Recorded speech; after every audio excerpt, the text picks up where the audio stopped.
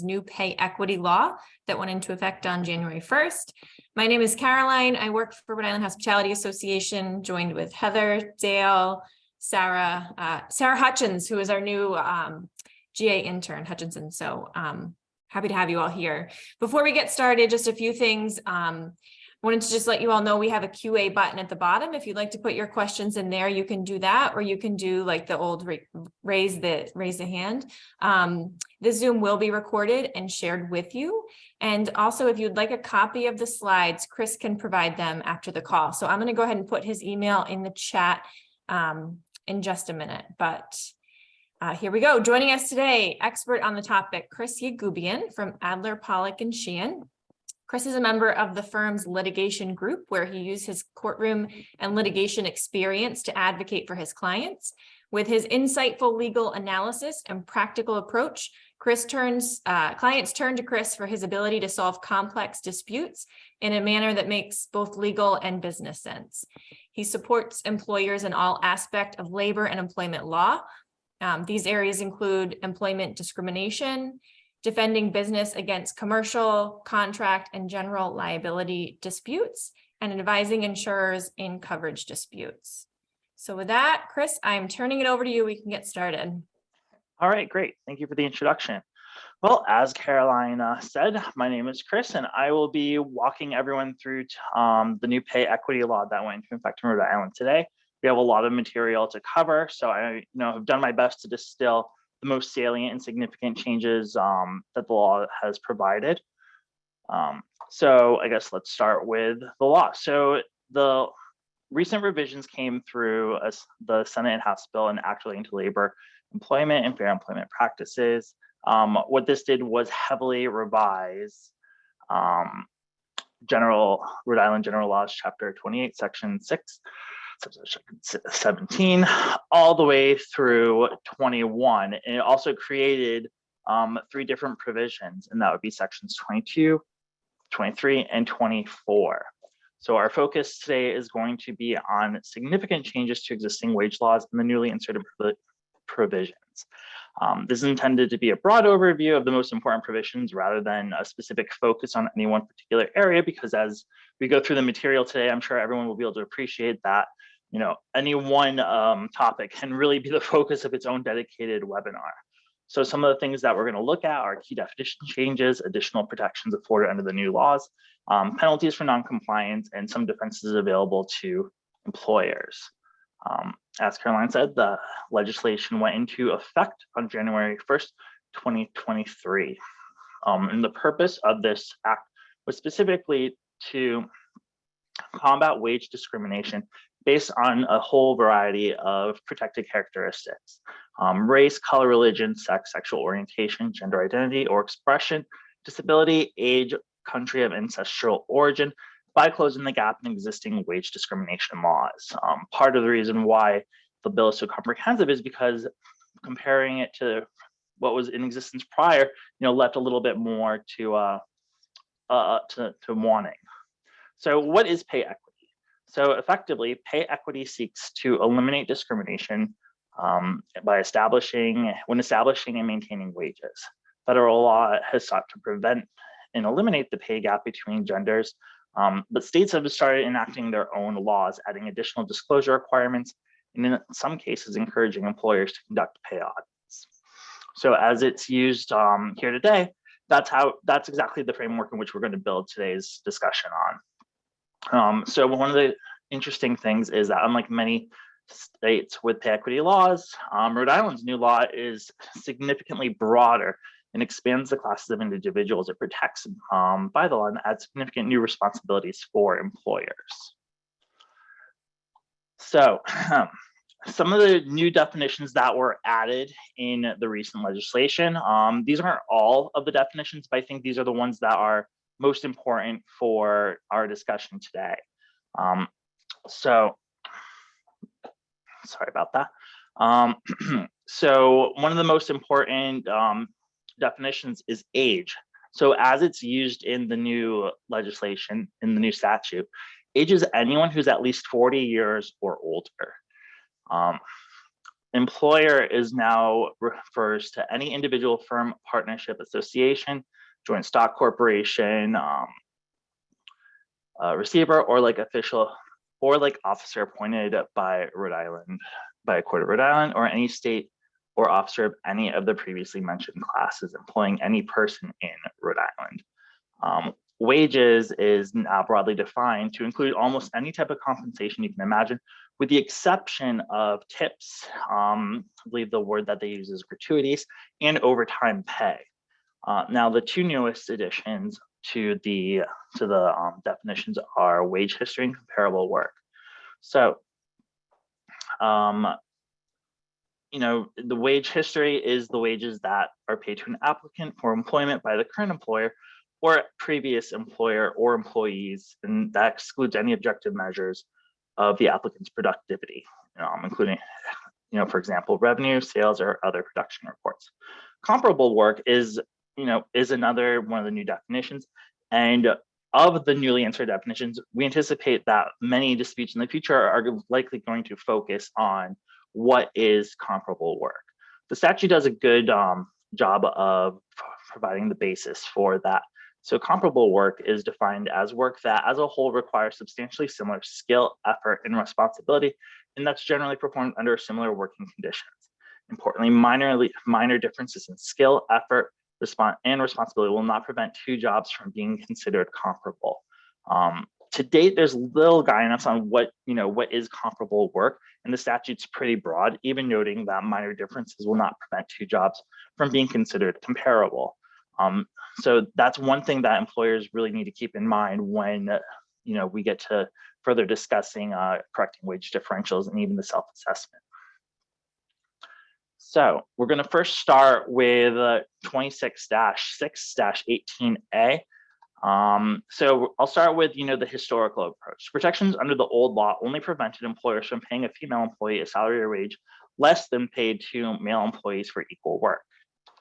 The new protections are much broader. So it widens the scope of wage differentials based on what's called protected characteristics.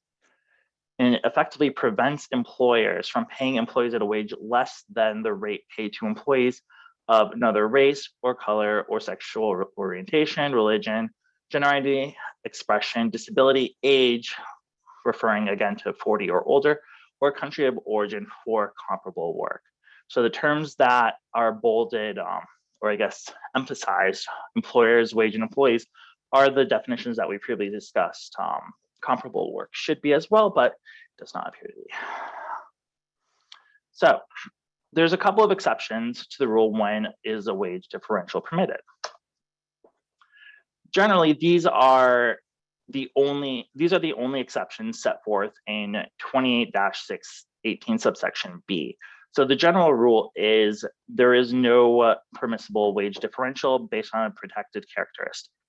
In order to have any type of wage differential, these are the factors that in DLT's guidance and materials that are referred to as authorizing factors. So notably, more than one factor can apply depending on the facts and circumstances of every case. The burden's on the employer to demonstrate that each of the factors that it chooses to apply does apply to justify a wage differential. The statute expressly requires that each factor relied upon must have the employer explain the differential in the factor applied. The employer is required to rely on the factor reasonably. The employer must apply these differentials fairly, and they cannot be used for pretext for an unlawful wage differential. So these are the recognized authorizing factors.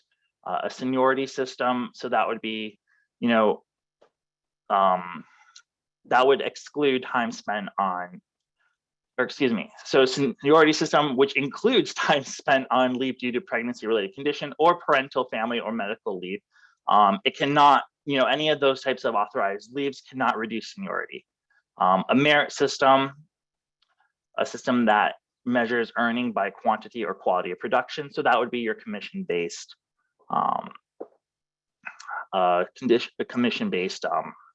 areas. Geographic location where the employer's course, or excuse me, when the location correspond with different costs of living, a wage differential between, living in the city of Boston and living, in Providence, Rhode Island, for example. Reasonable shift differentials, you see that a lot in the context of employers who have first shift, second shift, third shift, or any employers who have shifts that go into the evening/early morning hours. Another authorizing factor can be education, training, or experience, but only to the extent necessary. The factors are job related and consistent with a business necessity. So the one thing to keep in mind when applying these factors is that it always has to be reasonable. The burden's always going to be on the employer, not the employee, to justify its actions. So work-related travel, if the travel is regular and again, a business necessity, or any other bona fide job-related factor consistent with business necessity other than membership in a protected class. So we have 7 fairly broad categories with one proverbial catch-all that, again, the hallmark is it has to be consistent with business necessity, and it has to be a bona fide job-related factor that's not being used as a form of pretext. So, for example, under the new law, an individual's wage history, does not by itself justify an otherwise unlawful wage differential. It would need to be in connection with one of these 4 factors. So one of the questions that was sent out for the teasers was, are employers always required to always pay the same wage for the same job? And the answer is, not always. If an employer is able to pay different wages for the same job, if there's a differential that applies in order to justify the differential. Again, the factor has to be reasonably relied upon, applied, related to the job at hand, and it has to be consistent with the business necessity. Okay, so some of the prohibited conduct, and all of this is brand new to the act. So employers may not reduce the wage rate of any employee in order to comply with the prohibition against unlawful wage differentials. An employer also may not prohibit an employee from inquiring about, discussing, or disclosing the wages of that employee or another employee. And it also prevents retaliation by employers against any employee who does so. Employers cannot prohibit one employee from aiding or encouraging another to exercise their rights to inquire, discuss, or disclose their wages in the workplace. Likewise, an employer cannot terminate an employee. Sorry about that. Likewise, an employer cannot terminate an employee or otherwise discriminate or retaliate against any applicant for employment or employee because the applicant or employee has opposed an unlawful practice, or because the applicant or employee has filed a charge or any complaint with the employer, director of labor, any training or other person under or related to the provisions of this chapter, meaning the Pay Equity Act. So notably, these provisions do not require an employee to disclose their wages, and the provisions do not limit the rights provided to an employee by law or under a collective bargaining agreement. The prohibition on termination, discrimination, retaliation includes lawsuits, charges of discriminations, or investigations under or related to an unlawful or an allegedly unlawful wage differential. One other effect that this provision has is it voids any contract entered into after January 1st, 2023 that establishes variations in pay based on any of the protected characteristics that we previously discussed. So effectively, an employer can't contract with an employee wherein the employee agrees that they are being paid less because of one of those protected characteristics. Similarly, an agreement of an employee to work for less than the wage to which the employee is entitled is not a defense to an unlawful employment practice. There is an exception that applies if an employer provides health insurance or retirement benefits as a benefit to employees, then the difference in benefits due to an employee's decision in writing to decline the benefit is not considered a violation as long as this option is equal to all other employees.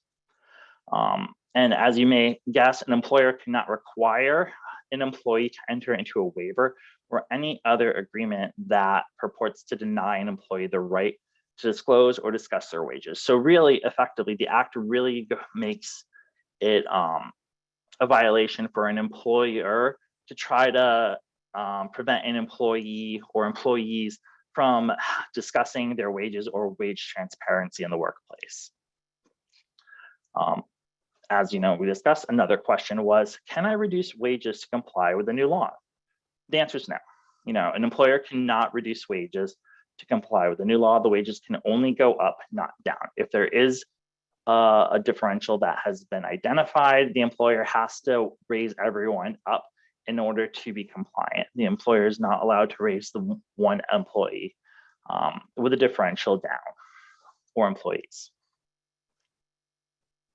Hey, Chris, before you go further, I was Sure. confused by what you said.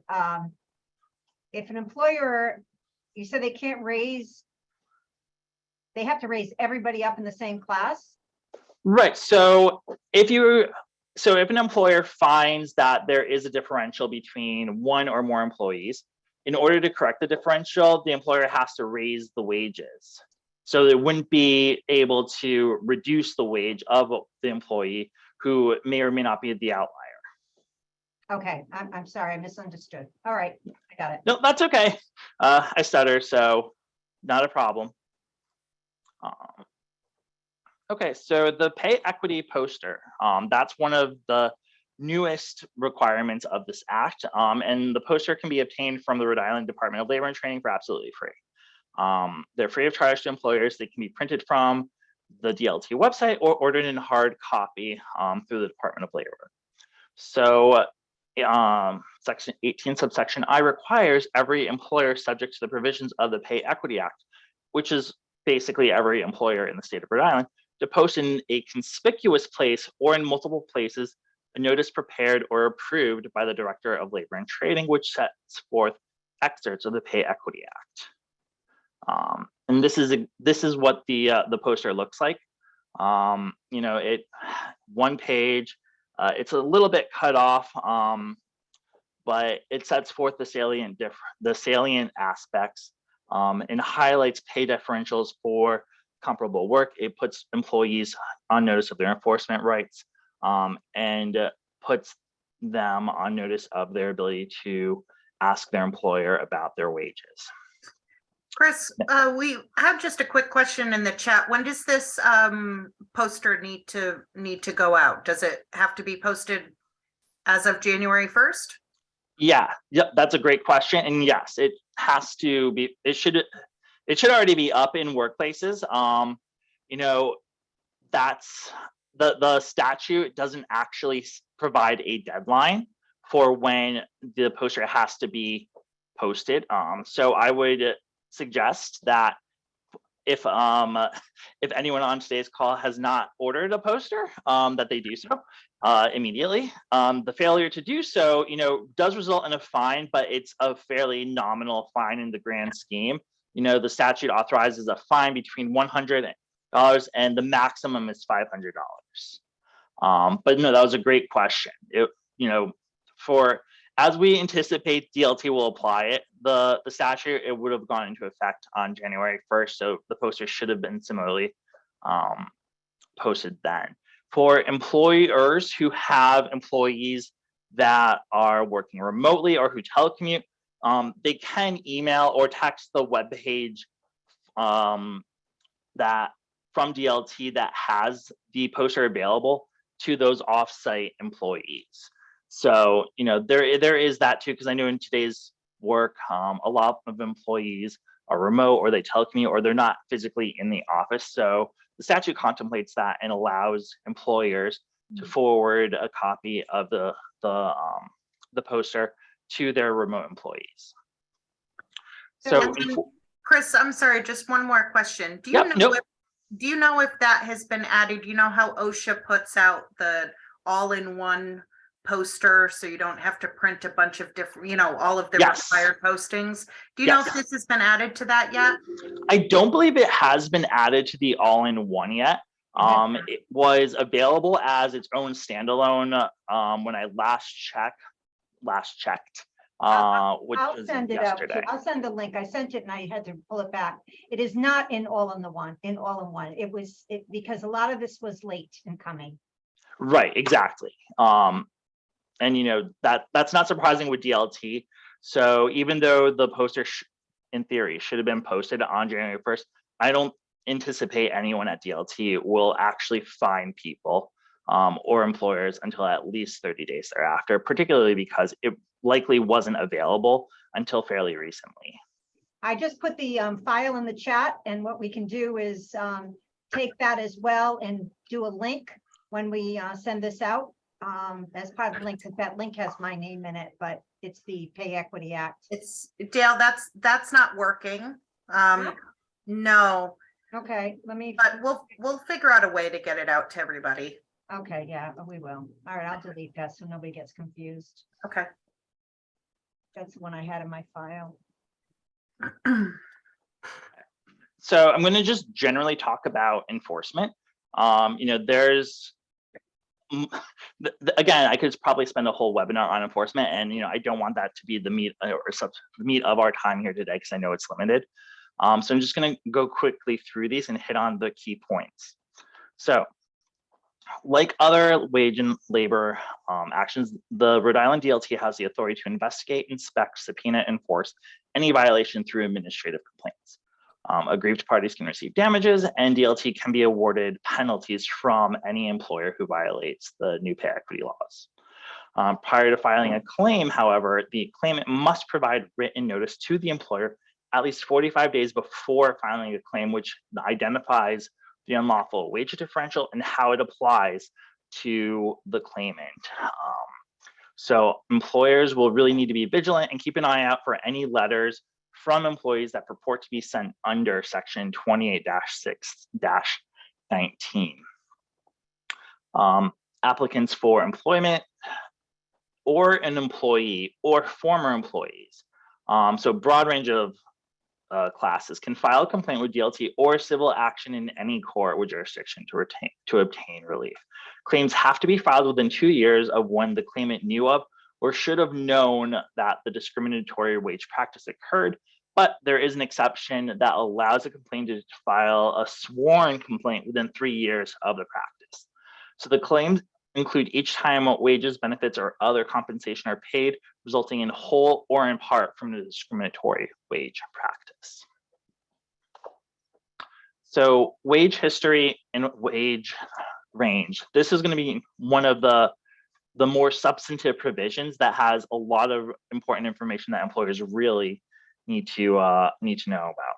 So this act prohibits employers from using a job applicant's wage history information prior to an offer of employment. Specifically, this provision of the act prohibits employer inquiries into an applicant's wage history, employer reliance on the wage history of an applicant when deciding whether to consider the applicant for employment, or in determining the wages the applicant will be paid upon hire. Employers requiring that an applicant's employers cannot require that an applicant's prior wages satisfy a minimum or maximum criteria as a condition of employment. So that I'm sure everyone has had an employer who has informally asked, "Oh, what are you making?" This statute prohibitively bars that formally or informally. It's verboten. Don't do it. It's not a good idea, and it will 100% land you in trouble.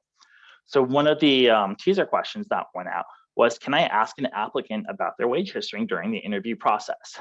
The answer is no, absolutely not. This law prohibits any inquiries into an applicant's wage history. And there are some exceptions to this, but the general rule in almost every single circumstance is going to be no, don't do it. So the wage history and wage range. So the act does allow employers to consider an applicant's wage history after an initial offer of employment is made, but only for the purposes of increasing the amount of wage initially offered to the applicant. In these instances, the applicant must have voluntarily provided their wage history without prompting from the employer. Without prompting is it's one of those terms that's clear and ambiguous. Again, I'm sure we've all been in those interviews or have had those preliminary discussions where people go like, oh, well, can you give me a ballpark? That would be considered prompting. Once more people become cognizant of this bill, we anticipate that more applicants will be more willing to voluntarily provide their wage history in order to get more money. But again, it has to be voluntary and it has to be without prompting. Employers can also use wage history, can confirm wage history once voluntarily disclosed in order to support a higher wage. Sorry about that. There's a little typo there. I'll make a note of that to fix that. Employers are also entitled to rely on wage history to the extent that the higher wage does not create an unlawful pay differential based on the protected characteristics that we previously discussed. Employers are not penalized for having knowledge of an employee's wage history at that employer if the employee currently works for the employer. So employees who are applying for a higher position within a company, an employer is not going to be penalized for knowing what that employee's wage range history was while they were working in the company. That wouldn't make sense, and that would frustrate the purpose of the statute. And then again, employers can still verify information that's voluntarily provided by a job applicant about an unvested equity or deferred compensation that an applicant would forfeit or have to cancel based on resignation from a current employer or any voluntary disclosure of non-wage related information. So Chris, we have some questions before you go much further. Sure. Number one is we cannot ask, confirming we cannot ask a candidate what their salary expectations are prior to an interview. So, that's jumping the gun a little bit because employers are going to be required to provide a salary range with job postings. So in theory, the applicant would already know what the salary expectation would be for that position to which he or she is applying. I don't see any harm in just confirming that, when an employee or an applicant is, interviewing, for example, a lot of employers will go over the job application as posted and just saying, I'm just confirming that we posted the salary ranges between X and X. I'm going to have to give you that information anyway, so I just want to make it clear here. But no, to answer the direct question, you cannot ask you cannot ask an applicant what their wage history was, but employers are required to provide a pay range for prospective applicants. And so along that line is, when can employees start filing complaints? Was there any grace period? So again, jumping the gun a little bit. So there is a bit of no, it's okay. It's okay. It'll test my knowledge of my slides. So there is no per se grace period. There is a safe harbor provision that is available to employers until I believe it's June of 2026 against all liability arising out of this conduct, as long as it was done in good faith without malintent. But after that date, it will no longer be an absolute bar to liability. It'll just be a bar to a subset of damages. So no, there is no grace period, unfortunately. And that's one of the differentials between the Rhode Island law and laws in other jurisdictions where there is grace periods and where there is a safe harbor provisions, as it were. Okay, so despite these prohibitions on wage history, employers can still request background checks that do not affirmatively seek wage history.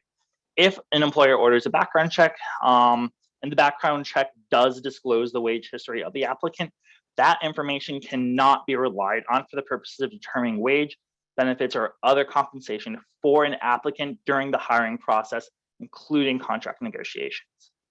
Even after an initial offer of employment is made, wage history must be voluntarily disclosed by the employee. So employers still cannot ask what an employee was making at a prior job after an offer has been extended or even after an offer has been accepted. So one of the teaser questions was, can I use an applicant/employee's wage history at all? Only in limited circumstances once it is voluntarily disclosed. So the next step is, what is an employer required to provide? Upon an applicant's request, an employer shall provide an applicant for employment the wage range for the position for which the applicant is applying. The employer should provide a pay range for the position the applicant is applying prior to discussing compensation. An employer shall provide an employee the wage range for the employee's position both at the time of hire and when the employee moves into a new position. So the statute requires an employer to provide wages for an existing employee's position upon request from the employee. DLT can provide guidance to employers for determining the information to be provided, and they may include information from time to time. So I would strongly suggest keeping an eye on DLT's website in case they post any guidelines. So section 28-6-3 specifically allows DLT to implement, enforce, and create guidelines or regulations regarding these provisions. And that, if an employer does get dinged on something years down the line, it's always a good thing to be able to go back to DLT and saying, I pulled your guidelines, I followed them, I did what I could. And that's part of what we'll discuss in terms of a defense as we move forward. So I do want to just say that, or note that the difference between should and shall is pretty significant. Typically, Rhode Island courts will interpret should as suggestive and shall as required. So when an applicant requests the wage range for the position to which he or she is applying, the employer has to provide it. An employer should provide a pay range for the position the applicant is applying for prior to discussing compensation. So, in addressing one of the earlier questions, when asking what an applicant's expectation is, that kind of, is split a little bit differently here, because it's a should provide a wage range for the position the applicant is applying prior to discussing compensation. But at their request, an employer is going to be required to do it. So while the statute doesn't prohibit, asking what's your expectation, the better practice is to just provide it, at the interview or before the interview, unless the applicant requests it. Then the employer is going to be required to provide it. So one of the last user question was, do I have to provide a current employee with a wage range for that employee's position? So the answer is technically no, unless the employee is being hired immediately or being promoted into a new position. There's no actual requirement for an employer to provide an existing employee a pay range, unless he or she is moving into a new position. So wage range retaliation is prohibited. So as one may imagine, an employer cannot refuse to interview, hire, promote, or employ an applicant for employment or employee, and may not retaliate against that individual because he or she did not provide a wage history or because he or she requested the wage range for a position. Again, this goes back to, don't ask for a wage history. It will most certainly come back to bite you. I've seen cases where people have asked things that are very innocuous and of an applicant, the applicant doesn't get a job, and then the applicant turns around and tries to sue the employer by saying, oh, I was asked XYZ in my interview and I didn't get the job. A lot of the time those claims don't really go anywhere, but it creates an unnecessary headache. So just don't do it. It's a bad idea. So liability of employers. So employees or former employees harmed by a violation of these new provisions are entitled to the same protections and relief under existing Rhode Island law. So that basically means that the employee is entitled to recover any unpaid wages, benefits, in addition to compensatory damages and liquidated damages in an amount up to 2 times the amount of unpaid wage or benefits owed, as well as an award of appropriate equitable relief, which could include reinstatement of employment, fringe benefits, and seniority rights, in addition to reasonable attorney's fees and costs, or any other appropriate relief or penalties authorized. An employer who violates specifically section 28-6-22 will be liable for any compensatory damages or special damages not to exceed $10,000, appropriate equitable relief, and reasonable attorney's fees and costs. And I'm sure everyone can imagine that lawyers are not cheap. So even if an employer might be found liable for the special damages, you could really get hit hard on attorney's fees. In setting the amount of damages, the finder of fact should consider the size of the employer's business, the good faith of the employer, the gravity of the violation, the history of previous violations, and whether or not the violation was innocent or willful. So intent does matter. An employer who violates the rules while trying to comply will be seen much more differently than somebody who is willfully not complying or who has a history of non-compliance. When the Pay Equity Act was passed, there's a clear intent by the General Assembly to stop wage discrimination and to punish employers who violate these rules. So penalties for violations. So violations of 28-6-18 or 28-6-22 can subject an employer to a civil penalty to be paid to DLT. So $1,000 up to $1,000 for the first violation, up to $2,500 where there is a prior violation within the 5 years prior to the complaint/action being filed against the employer, and then up to $5,000 where the employer has had 2 or more violations within the 7 years prior to the complaint or the action being filed. Again, in setting the amount of damages under these penalties, DLT should consider the size of the business, the good faith of the employer, the gravity of the violation, the history of previous violations, and whether or not the violation was an innocent mistake or willful. As part of the acts enacting, there's a provision that expressly says no civil penalties will be assessed for violations between January 1st, 2023 to December 31st, 2024. So there is, in a sense, a grace period as respects to civil penalties for employers in order to do the work as necessary to comply with the wage laws. Chris, can I a question, just to kind of restate a question? It wasn't quite clear. Oh, sure. Before we move on, so the employer has posted the job with a salary range. Yep. The specific question is, within that range, can you say what are your salary expectations? So I think that's okay. It depends. The $1 million question is, it depends. That type of question is not specifically provided. However, it certainly can lead to problems depending on how that question is interpreted, because it gives an applicant an opening to go, well, at my last job, I was making blah, blah, blah, blah, blah, blah, blah. And therefore, it kind of puts the employer in an awkward position where he or she now knows what they were making beforehand. And the applicant now has an argument to say, well, I thought that's what they were asking me by presenting that question. So to answer the question being asked, no, I don't think it's expressly barred. However, it's very easy to see how it could cause problems for an employer if they have an applicant who's either litigious or who feels that they were wrong in the event that a job offer is not made. Did that make sense and answer the question? I think so. If anyone has further questions, you can just put them in the chat. Thank you, Chris. Yeah, no problem. And again, a lot of this is new to everyone.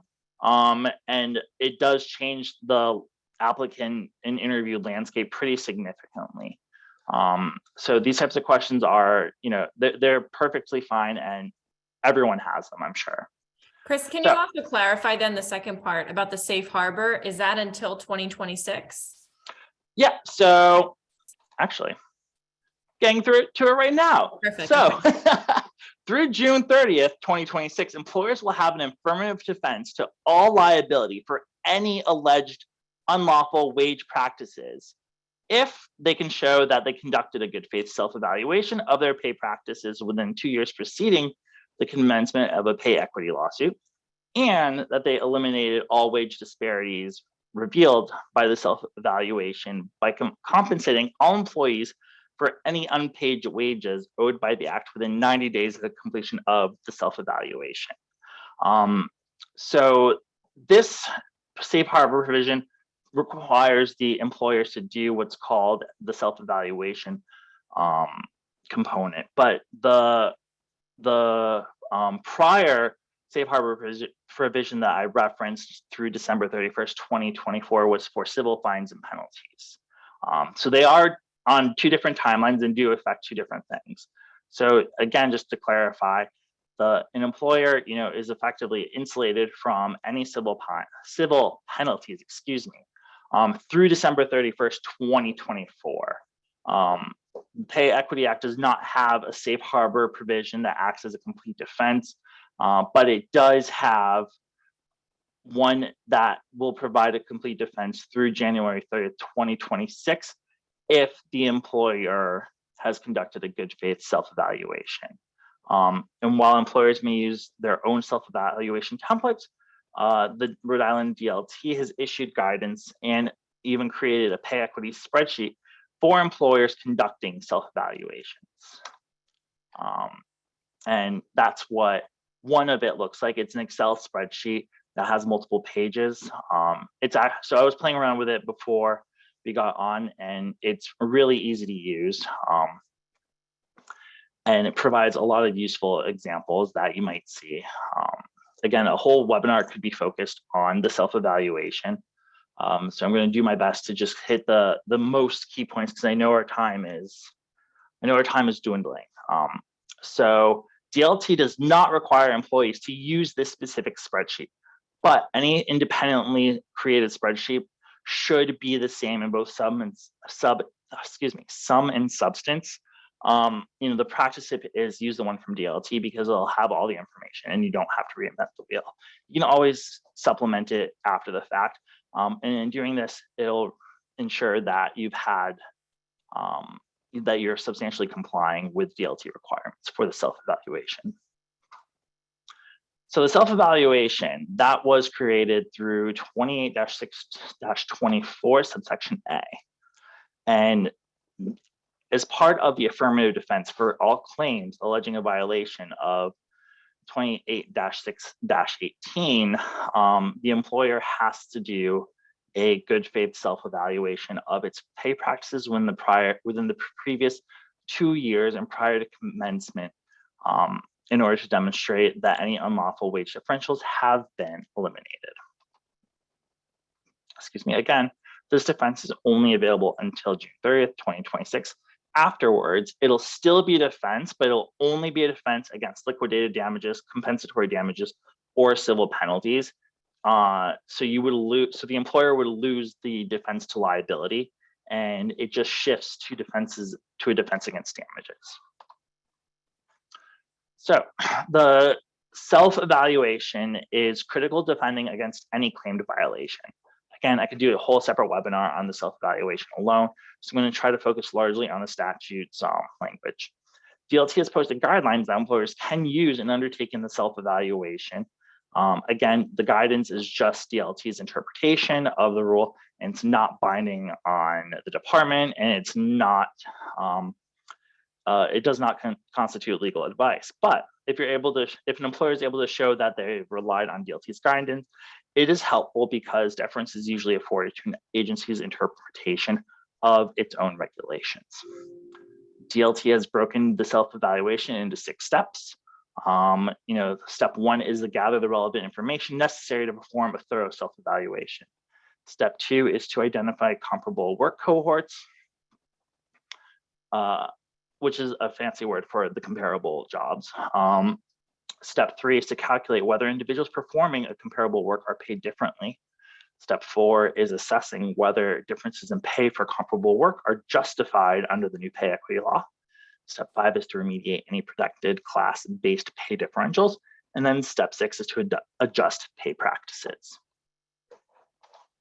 So the hallmark of the self-evaluation is the exercise of due diligence. This includes looking at all relevant jobs and employees within those relevant jobs, whether the employer's analysis makes a reasonable effort to identify similar jobs and employees using a consistent fact-based approach, whether the employer has tested explanatory factors for an unbiased and relevant relationship to pay, whether the evaluation takes into account all reasonably relevant and available information, and whether the evaluation is reasonably sophisticated in its analysis of potentially comparable work, employee compensation, and the application of the permissible reasons for wage differentials.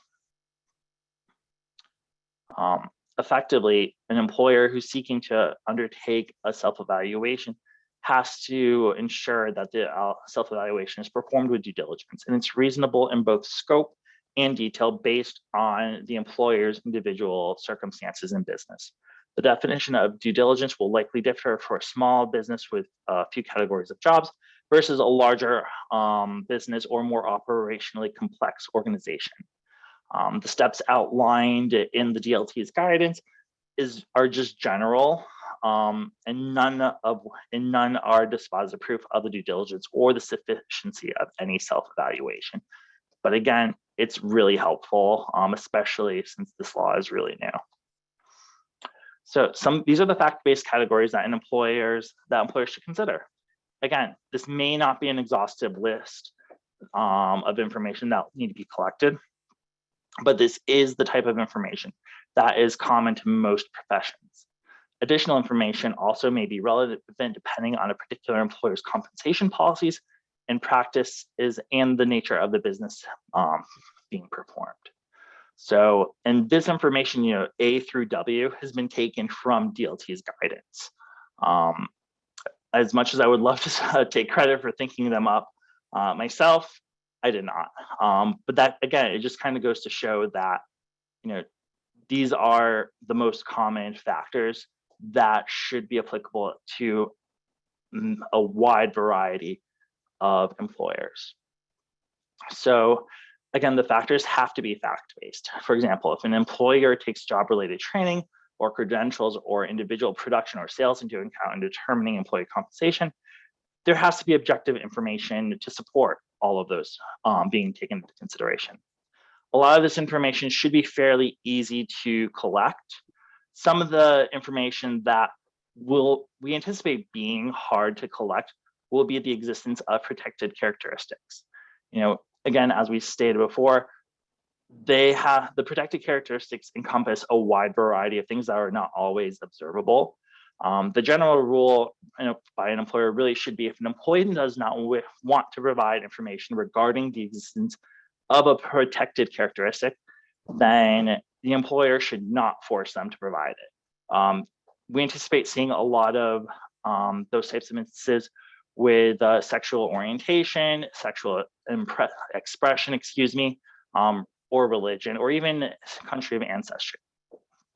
The best practice would be if an employee doesn't want to provide that information, that's fine, but try to get it in writing. Just simple, simple survey stating that, if the employee just doesn't wish to make a disclosure, that's it. But again, an employer should not enforce an employee to provide any information regarding the existence of a protected characteristic if that employee does not want to disclose that information. So retaining records is critical. If an employer who performs a self-evaluation fails to retain the records necessary to show how it evaluated and applied the factors that it found relevant, it may give rise to an inference that the employer did not exercise due diligence in conducting its self-evaluation. So kind of going back to elementary school math class. You have to show your work. You always have to keep records. If you hire a lawyer to assist in the information gathering, then he or she will likely keep track of the records associated with the self-evaluation for you. Practice tip is always better to have a copy of your file as well, especially when the law is brand new like this. If an employer elects to collect the information for the self-evaluation without an attorney, it's really important for the employer to keep good records in the event that a claim is filed and the employer needs to justify their actions and due diligence. It's a picture says 1,000 words, and unfortunately in today's society, so does an email. If an employer has a claim filed against them and they're unable to support why they did what they did with actual paper-based records or electronic copies thereof, it'll be much more difficult for that employer to defend against any type of claims, even if they acted in the utmost good faith and through due diligence, the best due diligence they could. Chris, can I interrupt you for just one quick second? Yep. One of these questions that came in is, what is the look back period for compensating for all wages owed under the Act? Do you go back to January 1st when the law was effective? So I think the law isn't written in that way. It says the prior 2 years. So I think it depends on how each individual employer determines what a year is. I would not think that the look back period, would stop at January 1st, 2023.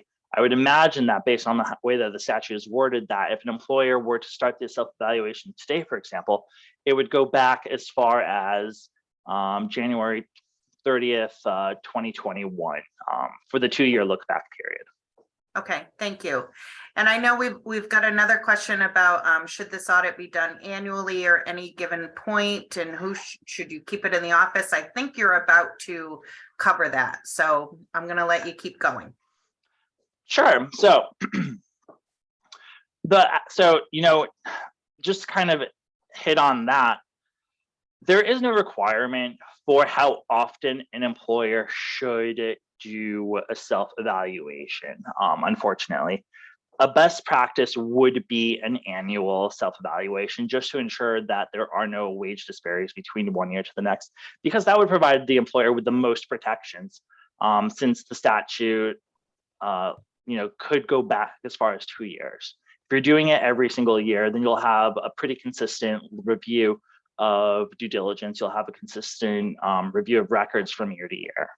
So there's no, per se requirement, but I think it would be a very good practice to try to do it annually, or, if annually is not feasible, depending on the business model, then at least semi-annually as well. So what happens if I find a wage differential? So you have to look to see if, this is falling in step 2. You've done your information gathering, you've compared, you made your comparables. You have to look to see if the wage differential is authorized by one or more of the authorizing factors that we previously discussed. If the employer chooses not to address differentials at this point, then the employer has to determine whether the pay differential is on the basis of a protected characteristic. One thing to note is don't forget to look at and consider outliers, employees whose compensation is significantly out of line with others within a comparable working group, to determine whether they're being paid in compliance with the statute. If differentials in pay for comparable work are detected and no authorizing factor applies, an employer can stop the analysis at this point and address the differentials. Again, the whole point of the self-evaluation is to find a wage differential. So when you find one, that's when we start beginning corrective action. Otherwise, you keep continuing the analysis. So an employer cannot reduce an employee's pay to address differentials. We previously discussed this. If all individuals within a higher comparable work who are, for example, if all individuals within the comparable work group who are white earn a higher wage than those who are Black, that's obviously strong evidence of a pay differential based on a protected characteristic. Among other things, employers should consider implementing objective standards for setting starting salaries or hourly rates, and for applying raises and other adjustments. Employers should also consider making changes to job titles, descriptions, codes, bands, grades, et cetera, in order to better align comparable work cohorts. And again, this is all to help with the self-evaluation. Finally, employers should consider conducting some form of self-evaluation on a regular basis. Annually is obviously the preferred, as I just said, but again, the whole object is to ensure that pay disparities do not recur or occur over time. So if a wage differential is identified and the differential cannot be explained by one or more of the 8 permissible factors, then the employer is obligated to remediate the differential timely. Excuse me. Timely in this instance means within 90 days from the completion of the self-evaluation to adjust the wages, beginning from the day of the pay, the day in the pay period the self-evaluation was completed. And obviously that's going to be employer specific, but once an employer finds a wage differential, they have 90 days to adjust it and to correct it. So can a self-evaluation be used to prove liability? And this is specifically in the statute. The fact that a self-evaluation has been conducted or remedial steps have been undertaken is not sufficient without more to find a violation of the Pay Equity Act that occurred prior to the date of the completion of the self-evaluation. Employers should not be afraid that they might be conceding liability if they do a self-evaluation. The statute expressly states that the existence of the self-evaluation is not enough. So really there's no good reason to not do it. Likewise, can the lack of a self-evaluation be used to prove liability? No. An employer who has not completed a self-evaluation shall not be subject to any negative or adverse inference as a result of not having completed it. But bear in mind that by not completing the self-evaluation, the employer loses the benefit of that affirmative defense as either a complete bar to all liability up until June 30th, 2026, or for fines and penalties, liquidated damages, et cetera, thereafter. So the best practice is to do the self-evaluation if you're able to do so, and to do it annually or semi-annually. So the takeaways for employers.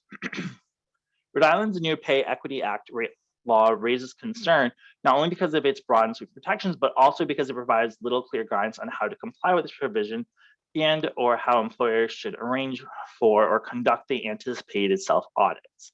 The broad range of characteristics protected under the new law means that, unlike pay equity laws in other jurisdictions that prohibit wage discrimination based only on sex, an employer's self-audit may require consideration of protected characteristics that are often not evident and about which employers may never inquire, such as sexual orientation, gender expression, disability. The audit is an affirmative defense, not an exemption to the law's requirements. And the new law also provides that for the self-audit to serve as a defense, an employer must not only audit, but they also have to fix any pay disparity covered. I know that seems a little silly to point out, but there are occasions in the context of other cases that I've had where a discrepancy is noted, but never addressed. So we really want to make sure that if a wage differential is identified, it has to be addressed within that 90 days. Employers who are required to submit EEO-1 reports should consider using that demographic data. Alternatively, employers may seek demographic data on a voluntary basis and let employees know that responding is optional and that the responses will be used to support diversity, equity, and inclusion initiatives. Employers remain vulnerable to lawsuits even if an adequate audit is performed. And if an audit is performed, a court may still examine and determine whether the employer performed the audit with due diligence. Although the law attempts to provide guidance to courts on how they should examine an employer's audit, the guidelines are just that. They're guidelines. They're not instructions, they're not rules.